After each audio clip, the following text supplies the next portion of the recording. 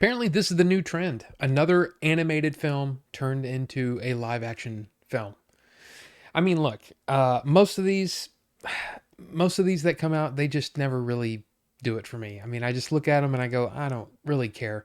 But this one got my attention because I really love the original, and this one looked pretty good. So I wanted to see what it was all about. Let's talk about the live action version of How to Train Your Dragon. As an ancient threat endangers both Vikings and dragons alike on the Isle of Berk, the friendship between Hiccup, an inventive Viking, and Toothless, a night fury dragon, becomes the key to both species forging a new future together. The movie stars Mason Thames, Nico Parker, Gerard Butler, and Nick Frost. Now, as I said, the original movie came out in 2010, and I love it. I love this movie. It looks great in 3D.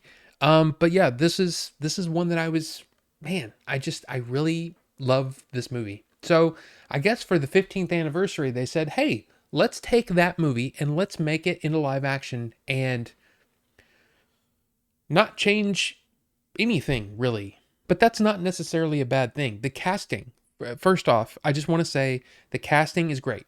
Across the board, everyone does exactly what they're supposed to do. And in fact, they bring Gerard Butler over from the animated film into live action. And he really, to me, he stands out as the one that really brings it.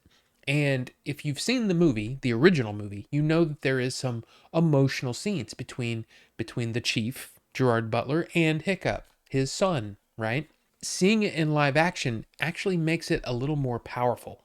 But I think Mason Thames is really a star. I mean, ever since I saw him in Black Phone, I was like, yeah, this kid's got it. I really like him, and he is perfect here. And in fact, he even kind of almost I don't know, he channels Jerry Baruchel's performance a little bit from time to time, but it's he does a really good job here. And I thought Nico Parker as Astrid, I thought she was great too. I mean, everything that you expect from these characters, you see it. And they do a great job. I will say, even though I'm a huge fan of Nick Frost, I did miss Craig Ferguson a little bit.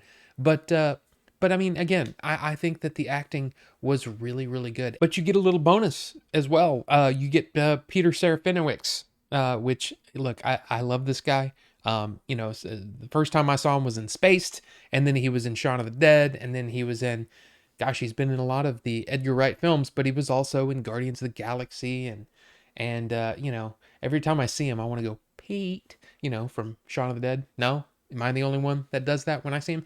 Anyway, I like to see him in a smaller role here, but still, it was cool to see him. And the movie is shot by Bill Pope, who did The Matrix. So it looks fantastic. The all the aerial photography, I mean, it looks really good.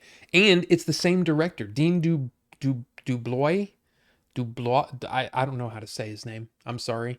But same writer and same director as the original How to Train Your Dragon. He makes this move into live action, and I mean, he does a good job. But there's a just I'm just gonna say this. It's almost a shot for shot remake. Um and I think that's the only thing that I have as being sort of a negative. And what it does is it makes you go, yes, I know what happens here. Let's move on to the really cool stuff. I actually feel that the first I don't know, the first in the first act, I'll just say it feels a little bit sluggish. And it feels sluggish because you know what's coming.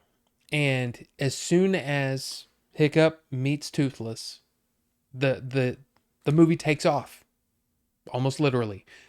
It really does. It works at that point. It really starts to work.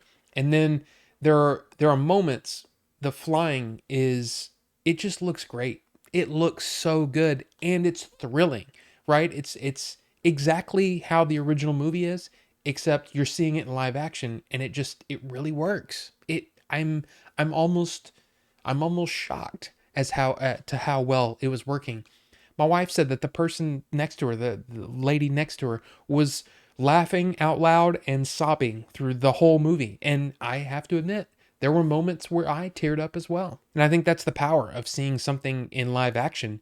There's just a little more substance, I guess, to it, and it really it's almost a different experience. But I will also say, if you weren't a huge fan of the original How to Train Your Dragon, I don't see how you could like this one, because it's almost the same movie. So it's weird. If you do decide to see it, man, the dragons are awesome. The flying is awesome. There's the sound design is great, and we saw it in on an XD screen with the great sound, and it rocked. It rocked the seats and everything, and it was kind of great. So if you're looking for that kind of experience, I don't think you'll go wrong. So yeah, it's kind of an odd movie, because I feel like I've seen it before, but it was also, there was more to it. I don't, it's hard to say. It's hard to say, but I think if you saw the trailers and you were like, yeah, that I want to see that, I think you'll have a good time, because the I guess the audience that I saw it with, everybody was having a really really good time. I heard lots of laughter, heard some sobs. The movie still works. The story really works. So, I'm curious. Are you going to go see How to Train Your Dragon? Or if you have seen it already, what did you think of it? Let's talk about it in the comment section. And I do want to give a special shout out to my level 2 members. You got Filbert, you got Ninjenzu, you got Rufus the Red, you got Style Fox. Thank you so much for that support. And of course, thank you to all of my members. Thank you so much. And yeah, I guess that's it. So thanks so much for watching, and we'll see you on the next one.